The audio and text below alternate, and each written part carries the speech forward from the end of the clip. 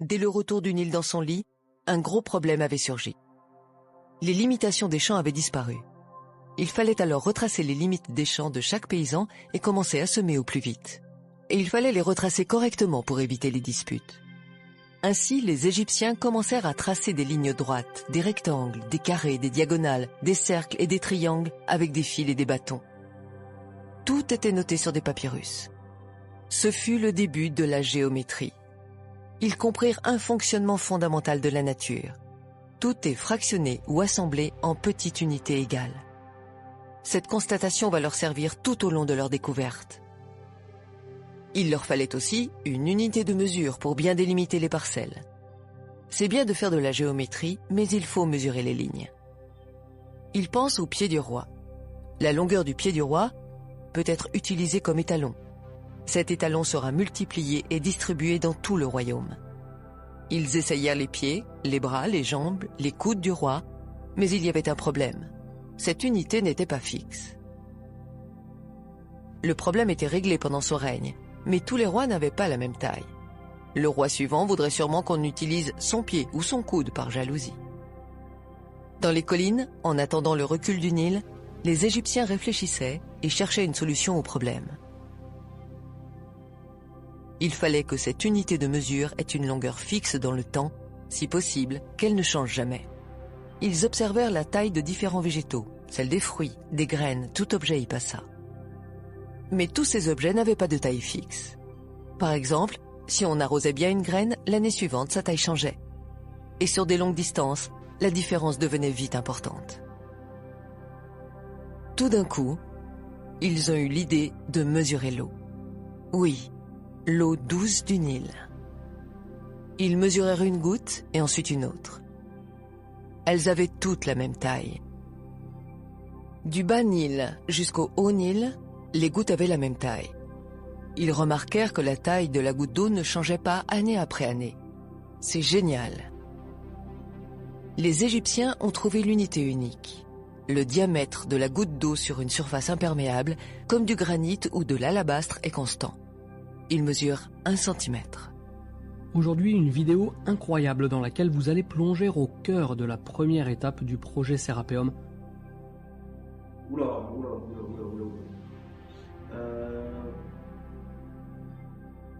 Donc ça c'est l'arête N sur le schéma. Est-ce que l'Égyptien connaissait le mètre ou pas? J'en sais rien. En plus t'as vérifié la mesure, hein, tu l'as mesuré 2 fois. Je double toutes les mesures à chaque fois. Ok. Donc là, on est 1 sur mètre. 1,000 mètres. 1 mètre pile mesuré au laser 2 fois de suite. Ils vont nommer cette petite unité doigt royal. 10 gouttes d'eau, soit 10 doigts royaux, égale une main royale. 100 gouttes d'eau, donc 100 doigts royaux, ou 10 mains royales, égale une jambe royale. Des siècles plus tard, on sortira ces découvertes des coffres secrets et on les renommera différemment. Le doigt royal sera appelé le centimètre, la main royale le décimètre et la jambe royale le mètre.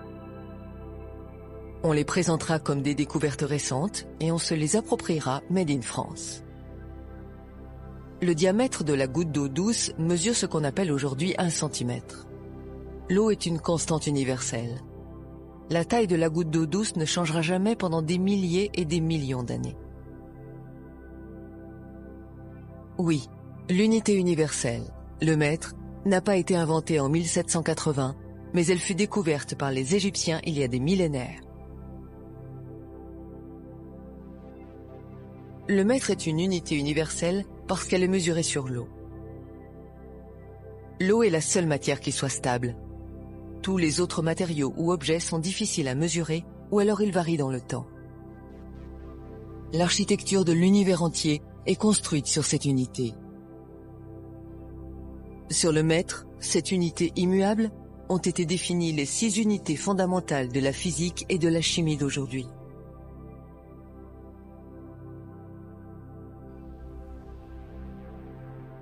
L'ampère, le Celsius, la mole, la candela, la seconde et le kilogramme. Donc, tout.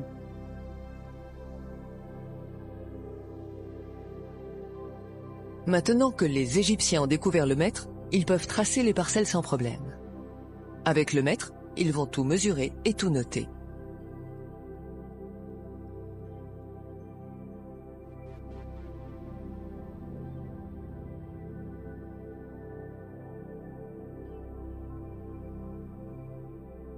Ils prennent un disque de diamètre d'une jambe royale et l'entourent d'un fil. Ils déroulent le fil et le mesurent. Le périmètre du disque fait 3 jambes royales et 14 doigts royaux, soit 314 doigts royaux. Un disque de diamètre 10 déroulé correspond à 31 unités et à 4 sous-unités. Un disque de diamètre 1 correspond à 3 unités et à 14 sous-unités. Un chiffre ressort à chaque fois. 314, 31,4, 3,14. Ils pensent que ce chiffre est important. Ce chiffre, c'est le pi, 3,14. Les Égyptiens connaissaient avec précision le pi bien avant Archimède. De cette expérience, ils vont aussi déduire le système décimal. Ils découpent le disque en 6, le mesurent sur la jambe royale, le mètre. Ils obtiennent le chiffre 52 cm et 36 sous-unités, millimètres. Ils le notent et pensent que ceci est important. Au fil de leurs observations, ils constatent que le volume d'une sphère représente 52,36% du volume d'un cube.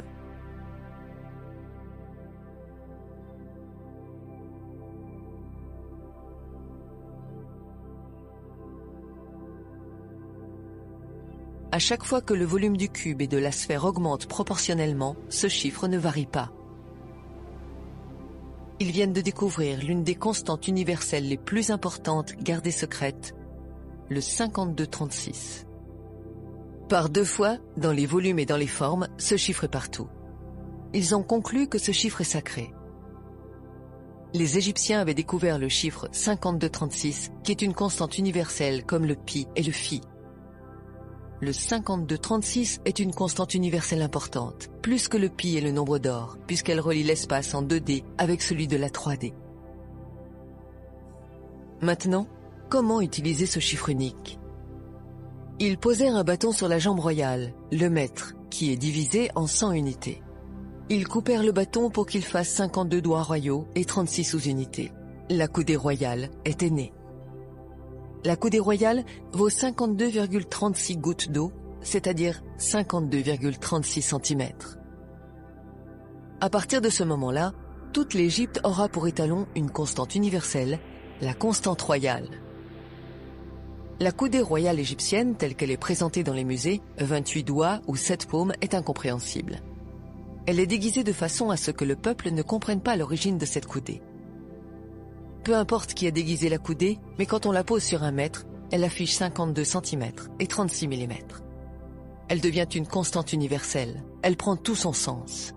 Ils inventent une autre mesure, la moitié du mètre moins 5 mm, appelée la coudée royale babylonienne. Ils utiliseront ces 2 étalons, et le mètre restera caché. C'est pour cette raison que l'on retrouve partout le mètre dans la grande pyramide, puisque la coudée royale est graduée sur le mètre. Toute autre unité, le yard, le pouce, le mille marin, le pica, le pied, sont tous étalonnés arbitrairement ou gradués sur le mètre. Il n'y a rien d'universel ou d'invariable dans la nature qui mesure 1 pouce, 1 yard ou 1 mille.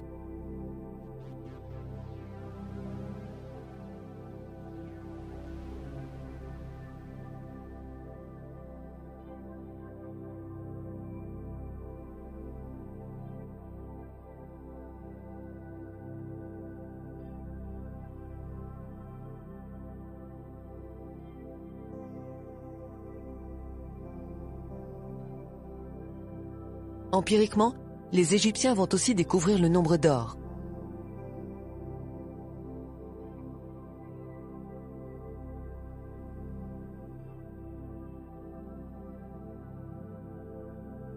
Ils raisonnent ainsi. Puisque les dieux ont utilisé ces chiffres sacrés partout dans la nature, pour que nous restions nous-mêmes reliés à la nature, nous devons les intégrer dans nos constructions et faire comme les dieux. Un raisonnement simple, mais de génie. Des principes sacrés. Les Égyptiens intégreront partout les constantes universelles. Pi, le nombre d'or, la constante royale, toute la panoplie de la géométrie sacrée avec le mètre.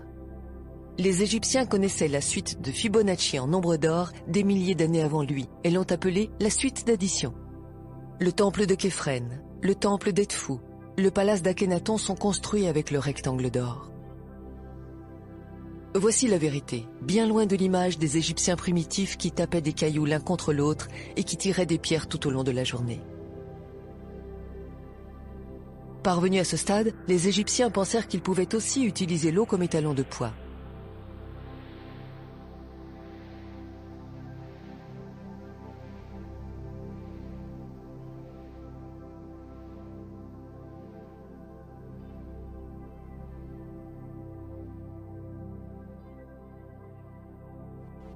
Ils posèrent un récipient de 10 doigts royaux rempli d'eau, puis lui assignèrent un poids sur la balance. Vous savez combien ça fait? On l'appelle aujourd'hui 1 kilogramme. Il pouvait maintenant peser et mesurer sans problème. Une goutte d'eau mesure 1 centimètre et un cube de 10 centimètres pèse 1 kilo. Ces mesures-là ne bougeront pas pendant des millions d'années. Et oui, l'étalon du poids vient aussi des Égyptiens. Les unités impériales et américaines de poids, comme la livre, l'once et la tonne longue, les unités de volume comme le gallon ou la pinte sont arbitraires. La seule mesure universelle et immuable est le kilogramme, qui découle lui-même du mètre. Le centimètre indexé au diamètre de la goutte d'eau est une mesure universelle et invariable pour des millions d'années. Les Égyptiens utiliseront tout au long de leur histoire les deux unités à la fois, la coudée et le mètre. Peu importe qui a caché ces étalons au fil des siècles, les Égyptiens, les Grecs, les Romains ou les Français. Une chose est sûre, depuis qu'ils ont été découverts par les Égyptiens, ils ont été transmis discrètement et ils ont été bien préservés. On retrouve aussi l'emploi de l'unité métrique sur des monuments qui sont plus récents, par exemple des églises romanes du XIIe siècle, où lorsqu'on étudie les dimensions de ces monuments, on s'aperçoit que l'unité métrique a pu être employée. J'ai pris des mesures et j'ai fait un traitement statistique des données et j'ai pu constater qu'on avait sur ces monuments du XIIe siècle employé l'unité métrique mais également la coudée royale égyptienne. J'ai mesuré l'église romane de Saint-Nectaire et j'ai pu constater que l'entrée est composée d'un sas qui mesure 3 mètres de large, un nombre entier de mètres, et que ensuite l'entrée qui est juste derrière mesure 4 coudées royales de large. Et la longueur de cette grande église romane, c'est exactement 40 mètres. Sur l'église de Conques, il y a sur un des murs une pierre totalement différente des autres. C'est une pierre qui est beaucoup plus grosse et qu'on remarque tout de suite en arrivant. Et cette pierre-là, sa largeur, c'est exactement 1 mètre.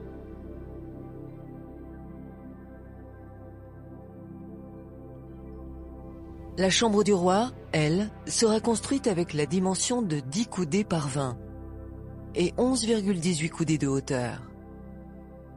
Certains peuvent supposer que les Égyptiens, simples d'esprit, se sont dit « Faisons la chambre du roi en 2 cubes simples côte à côte et c'est réglé. Rien d'exceptionnel. » Vraiment? En effet, c'est ce petit 11,18 coudées qui nous fait encore une fois découvrir d'une manière spectaculaire le niveau scientifique atteint par les Égyptiens.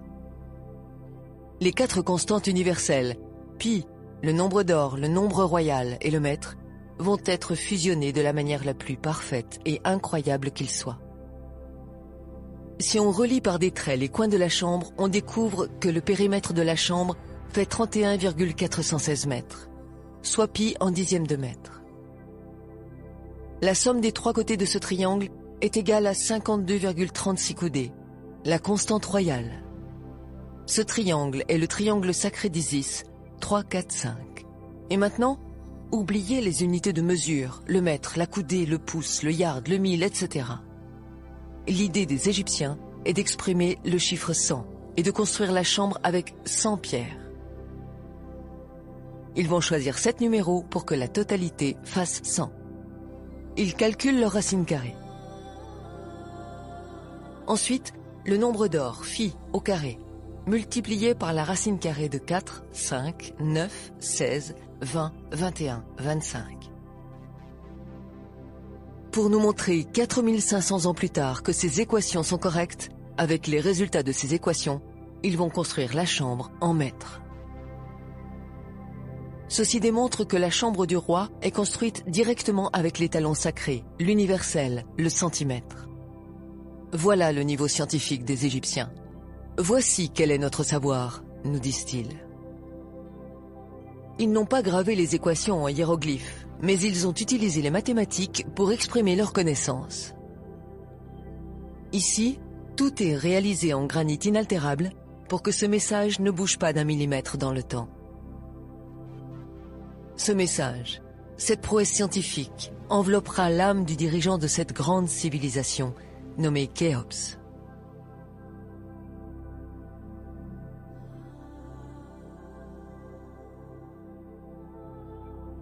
Les Égyptiens avaient compris l'essentiel, que Dieu ou l'architecte de l'univers a construit la nature et toutes ses composantes à l'aide d'une matrice qui s'appelle les mathématiques. Ils se sont ensuite appliqués à leur tour comme des dieux. Ils ont intégré les mathématiques partout, ce qui les a profondément connectés à la nature. Cette façon de construire, basée sur les constantes universelles, sera répandue partout sur Terre au fil des millénaires. Les cathédrales, les églises et diverses constructions seront réalisées avec la coudée, le mètre, pi et phi, qu'on nommera mystiquement la géométrie sacrée. C'est pour cette raison que lorsqu'on entre dans une cathédrale, on se sent bien et immédiatement apaisé. Nulle part dans le monde n'existe un monument ou un objet tel que la pyramide de Khéops.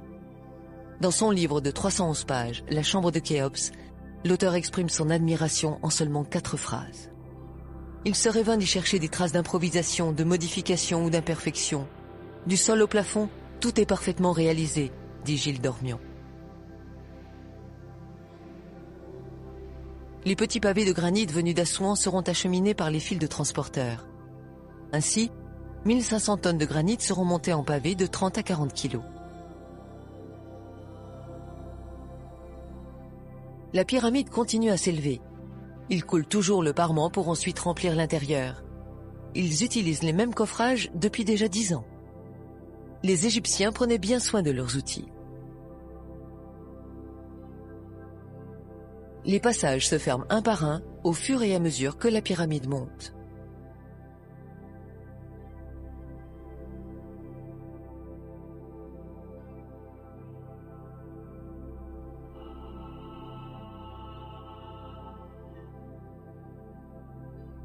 À 140 mètres de haut, les équipes de l'Est et de l'Ouest arrêtent l'avancée et entament la descente. Ils posent le parement apotème en descendant. Seules les équipes du Sud et du Nord continuent jusqu'à la fin.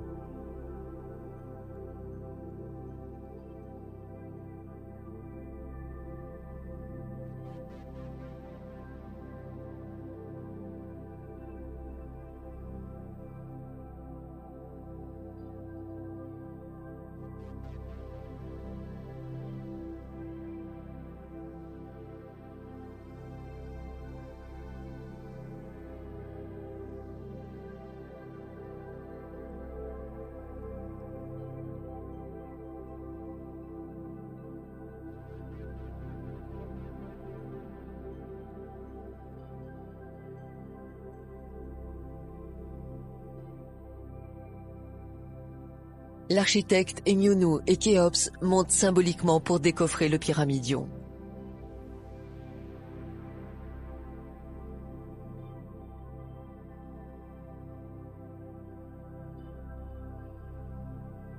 Le pyramidion est sorti. La foule hurle de joie. 20 années de dur labeur pour leur roi s'achèvent.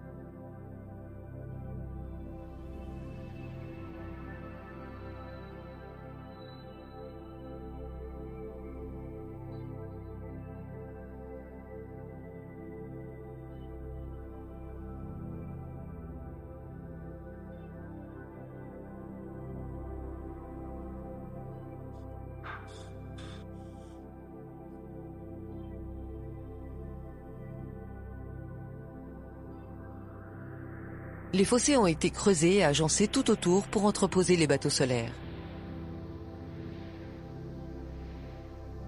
Les ouvriers construisent également le temple du roi. Sa dépouille viendra d'en bas depuis le port. C'est à partir de ce port et de cette chaussée monumentale que le peuple viendra en pèlerinage adorer son temple et sa pyramide.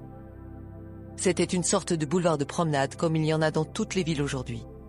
Cette chaussée est alignée avec les étoiles Bételgeuse, Al-Nilam et Rigel au sud-ouest. 14 degrés, toujours à minuit 00. Gizeh devient un lieu sacré, et rapidement à la même époque, les Égyptiens construiront les 3 petites pyramides devant la sienne. Des mastabas pour les prêtres, les ouvriers et les chefs de travaux. C'était un grand honneur d'avoir sa tombe à côté de celle du roi. La pyramide était orientée vers l'est par rapport au soleil, leur grand dieu Ré. L'orientation vers l'est indique automatiquement le nord, le sud et l'ouest avec la même précision. En effet, les Égyptiens ne se préoccupaient pas du tout du nord. Il n'y avait rien au nord, à part des peuples primitifs. Le sud était sacré à leurs yeux, car c'était de là qu'ils venaient, là qu'étaient leurs racines. C'est pour cette raison que les villes seront ensuite bâties en remontant le Nil afin de se rapprocher de leurs origines. Le roi est mort. Une grande cérémonie va se dérouler devant tout le peuple. Le corps du roi arrive depuis le port.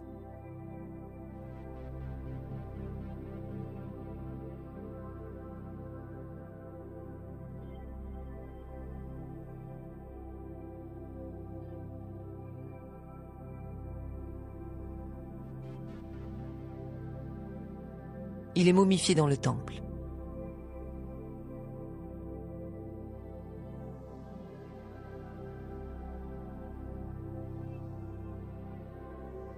Le corps du roi est descendu dans la chambre souterraine afin de symboliser la procréation dans le ventre.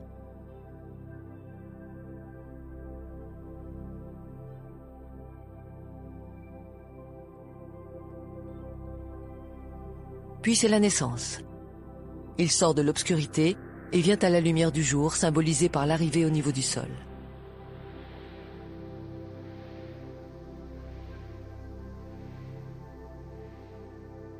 Il grandit et devient roi. Il a régné avec justice et droiture. Tout au long de sa vie, il a été conduit par Sirius. Le roi commence à vieillir. La grande galerie symbolise son œuvre, le pays qu'il a dirigé de son vivant.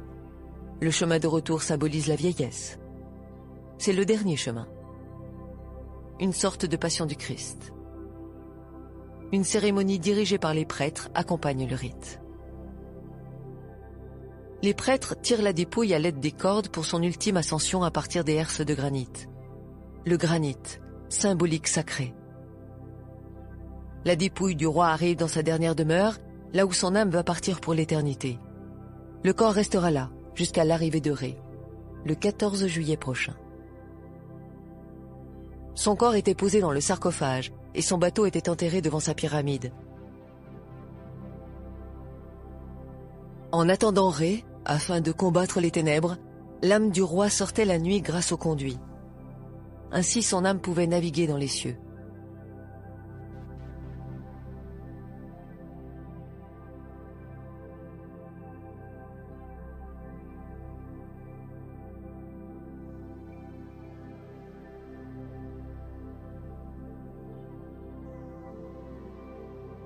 Puis rentrait avant le lever du soleil pour se reposer.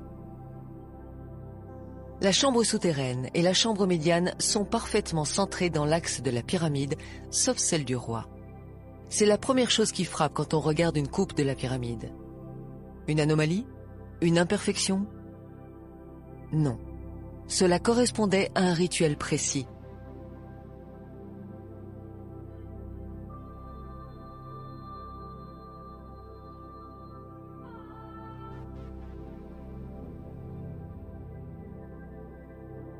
La position du soleil était exactement face au sarcophage du roi.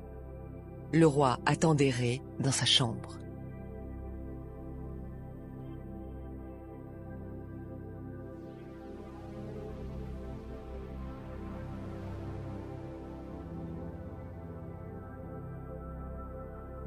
Le 14 juillet, Ré vient chercher l'âme du roi.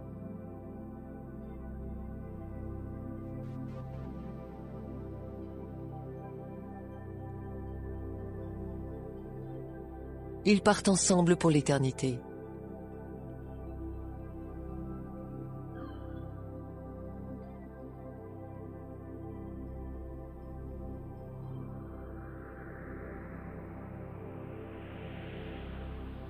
Le corps est sans âme.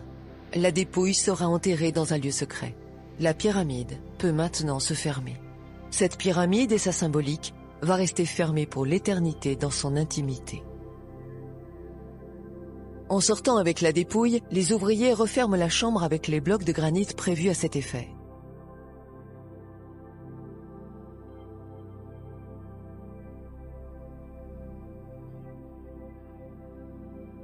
Les ouvriers vont laisser une boule de dolérite et un crochet en cuivre en souvenir dans la chambre médiane, puis reboucher les trous.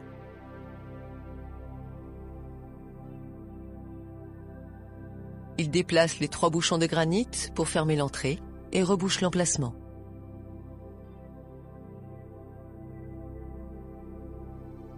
Ils prennent la sortie du boyau de service construit il y a 15 ans. Ils descendent au niveau de la grotte et posent le bloc de granit derrière eux. Ils descendent au sous-sol et ils ferment la chambre souterraine avec un autre bloc de granit. Ils remontent à la surface. À l'extérieur, ils posent le parement sur leur chemin et scellent l'entrée. Ainsi, la pyramide est fermée.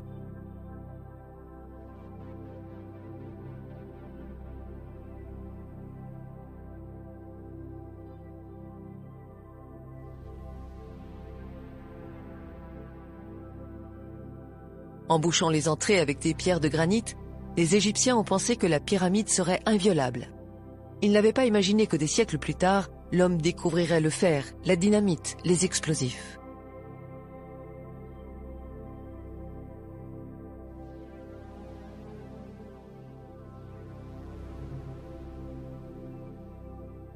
Cénotaphe de Khéops ou pas? On peut avoir une réponse définitive.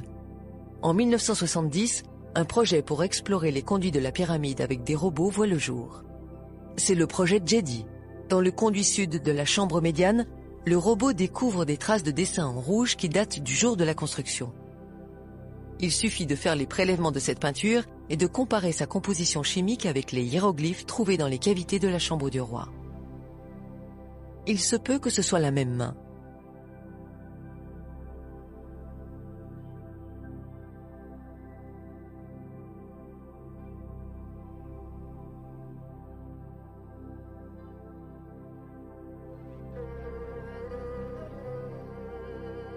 Le plus grand architecte de l'histoire de l'humanité est Hemionu, celui qui a conçu la pyramide de Khéops, avec moins de 1% d'erreur. Les pyramides ne sont pas alignées avec les 3 étoiles du milieu de la constellation d'Orion, comme le soutient Beauval. L'étoile Alnitak tombe 150 mètres au-delà de la pyramide de Mykérinos. 150 mètres d'erreur, c'est énorme et invraisemblable comparé à la précision de 1 cm de l'alignement des pyramides.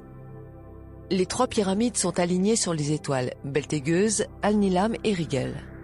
La corrélation est parfaite. On perçoit une forme d'égocentrisme chez Képhren qui voulait dépasser son père. Il construira sa pyramide aussi grande que celle de son père. Il la positionnera pour qu'elle corresponde avec le cœur de l'Orion, l'étoile Alnilam, obligeant ainsi son fils Mykérinos à s'aligner avec la Rigel. Képhren construira également la grande chaussée alignée avec le lever nocturne d'Alnilam. Mais qui est le Sphinx? Képhren ou un autre roi? Une tête de lion qui aurait été retravaillée pour être transformée en tête de pharaon? Peu importe. La question est, à quoi ressemble la tête du Sphinx? Avec un logiciel de reconstitution de visage 3D, voici le visage du Sphinx reconstitué correctement pour la première fois.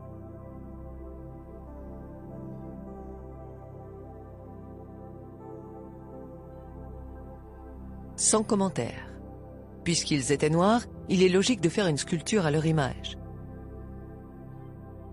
Comme un peintre qui peint son dieu à son image, les Égyptiens ont fait le Sphinx à leur image.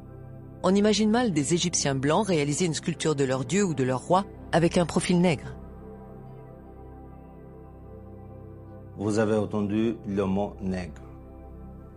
Il est injuste de vous montrer une recette sans vous présenter les véritables cuisiniers de ces monuments.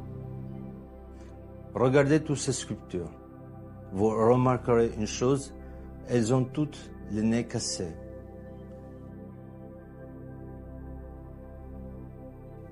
Si on observe les statues et les fresques, la ressemblance est frappante. Le nez, les grosses lèvres. En effet, beaucoup de statues ont le nez cassé parce qu'ils avaient, comme on dit, un nez de nègre. Hérodote dit que les Colches étaient une colonie des Égyptiens parce qu'ils avaient la peau noire et les cheveux crépus. Livre 2 Euterpe. Les Colches étaient une colonie africaine qui a migré pour s'installer vers la mer Noire. Aristote parlera aussi des Égyptiens en les décrivant comme excessivement noirs. Ceux qui sont excessivement noirs sont quoi? Ce sont les Égyptiens et les Éthiopiens. Les Grecs utilisaient 4 mots pour dire noir: sombre, brun ou ténébreux. Kéleinos, Eremnos, Aiton et Mélas. Mélas est le noir physique le plus total. C'est la racine de ce mot qui forme le mot mélanine. Mélas, mélanine. La mélanine est le pigment qui colore la peau en noir pour le protéger du soleil. Aristote dira précisément agon mélanès pour désigner les Égyptiens et les Éthiopiens, ce qui veut dire excessivement noir en grec. Zéosis III, dit Sénocerte en égyptien, détient le record pour le nombre de sculptures à son effigie. Des dizaines. Presque toutes ces sculptures ont le nez cassé. Mais quelques-uns ont échappé à l'inquisition raciale. Le professeur sénégalais Diop a demandé au musée de Caire de faire 3 prélèvements d'1 mm² sur des momies de Ramsès II, de Séti Ier et de Thoutmôsis III, exposées au musée de Caire. Une fois les prélèvements analysés, ils révéleront le taux de la mélanine. Plus le taux de la mélanine est élevé, plus la peau est noire. Que je mets à la disposition des participants du colloque pour qu'on les observe au microscope, et nous pouvons absolument voir le taux de mélanine sous la peau des anciens Égyptiens. Il en reste suffisamment malgré la destruction partielle de l'épiderme. Dans la région qui sépare le derme et l'épiderme, il y a des inclusions des bases des cellules des mélanocytes en quantité suffisante pour révéler un taux de mélanine absolument absent chez les races leucodermes. Et j'ai voulu dès l'an dernier appliquer cette étude aux momies royales de Ramsès II, de Séti Ier et de Thoutmôsis III. Depuis un an, j'écris au conservateur du musée du Caire, car il ne me faut pas plus d'1 mm², 1 mm² de peau, mais prise toujours dans la même région, et je n'ai pas eu ces échantillons, je le regrette. Par conséquent, c'est une étude très facile, accessible, qu'on peut faire. Voici les lames, ce sont des préparations, il suffit de les mettre sous l'objectif d'un microscope pour voir le taux de mélanine. Alors, sur la base donc de mes propres investigations, que sont celles-ci, et jusqu'à ce que d'autres investigations... Le musée n'a toujours pas répondu depuis 35 ans. Les Égyptiens s'appelaient les Kémites et l'Égypte s'appelait Kémet, le pays du noir. Non, ce n'est pas la couleur noire du limon, du Nil qui est évoquée, comme certains archéologues le prétendent, mais bien la couleur de la peau de la population qui vivait là. Quand on parle du pays des Blancs, on ne fait pas allusion à la couleur de la neige des Alpes. Finissons avec les rumeurs, si Howard Carter a falsifié le masque d'or de Toutankhamon et reproduit des faux reliques. Observez le masque de Toutankhamon et le visage de cette africaine. Je vois mal Carter, l'Européen, réaliser ce masque typé africain. Il est midi, la température est au taquet, c'est-à-dire qu'il fait à peu près 45-46 degrés. Il n'y a absolument pas d'ombre, vu que c'est une carrière et qu'il n'y a aucun bâtiment et qu'on ne peut absolument pas s'abriter. Autant vous dire que je ne veux pas rester ici 3h30. Bon, donc là il commence à faire un peu chaud. On se trouve derrière la pyramide de Mykérinos. Je commence à comprendre pourquoi Fémi est pas venu.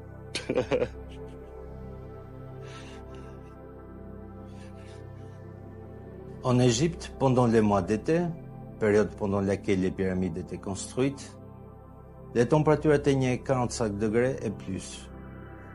Sous ce soleil écrasant, aucune autre race humaine ne pouvait survivre torse nu plus de 4 jours sans subir des brûlures graves de la peau. La seule race capable de résister pendant des jours et des mois, sans problème et sans crème solaire, c'est la race nègre à la peau noire. Je fais de la peinture artistique et je n'ai jamais eu de préférence pour telle ou telle couleur. Un peintre aime toutes ces couleurs. Mais on dit qu'il faut rendre à César ce qui appartient à César. Eh bien, rendons aux Égyptiens ce qui appartient aux Égyptiens. Les Égyptiens des pyramides, pendant des millénaires, étaient des nègres, ni métis, mais noirs de charbon.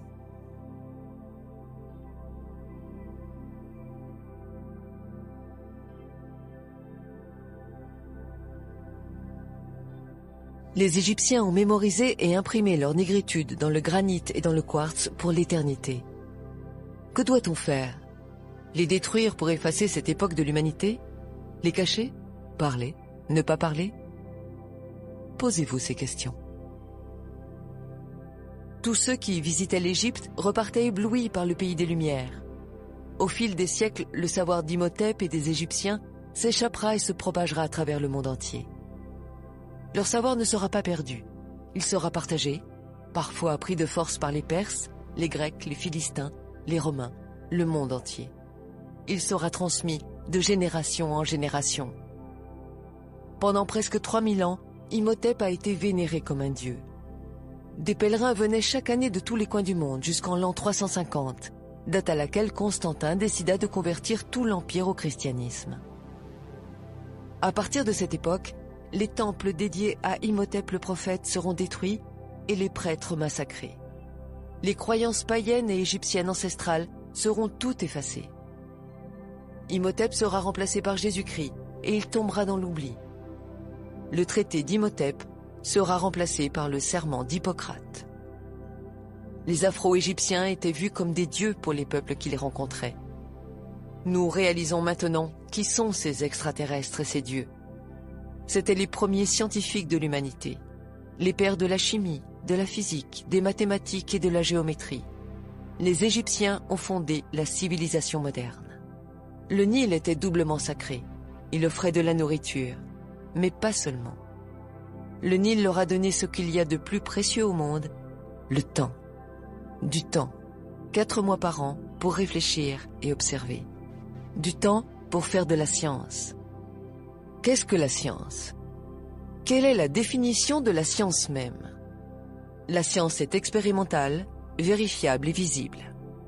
Des milliers de livres écrits, proposant chacun une hypothèse pour écarter les Égyptiens et mettre à la place une civilisation extraterrestre, Atlante, astronautes disparus ou des esclaves, c'est de la fiction, de la fantaisie et non pas de la science.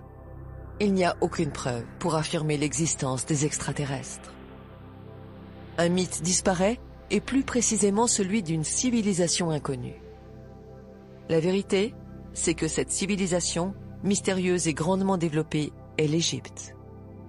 S'il y a une vérité obscurcie, c'est que cette Égypte est nègre. Ils découvriront l'énergie solaire. Sans l'énergie solaire, il n'y aurait pas eu de pyramide. Les Afro-Égyptiens ont découvert que la Terre était ronde. Et ils ont été les premiers à l'avoir parcouru et exploré de long en large. À chaque fois qu'une civilisation a été mise en contact avec l'Égypte, des temples ont surgi et elle a été propulsée en avant. Un mythe est né, celui de la pierre taillée. L'humanité s'est construite avec du béton et non pas avec de la pierre taillée. L'histoire antique de l'Égypte, de l'Afrique, de l'Asie et de l'Amérique est à réécrire entièrement. Avant les sculptures de Michel-Ange, il y avait la perfection égyptienne. Vous avez dit le sourire mystérieux de la Joconde? Regardez plutôt le sourire énigmatique de Ramsès II. Vous cherchez les Atlantes? Les voici. Ils sont en Égypte. Avec les tandems chimie et physique, maths et géométrie, L'Égypte nègre a permis de bâtir des temples, des rues, des maisons, des stades, bref, de quoi construire l'humanité. Ils ont posé les piliers de la science, le premier alphabet et son art, la philosophie, la médecine, les religions. Ils sont à l'origine des cultures du monde. Ils ont créé les cultures du monde. C'est cela le plus grand mystère de l'humanité.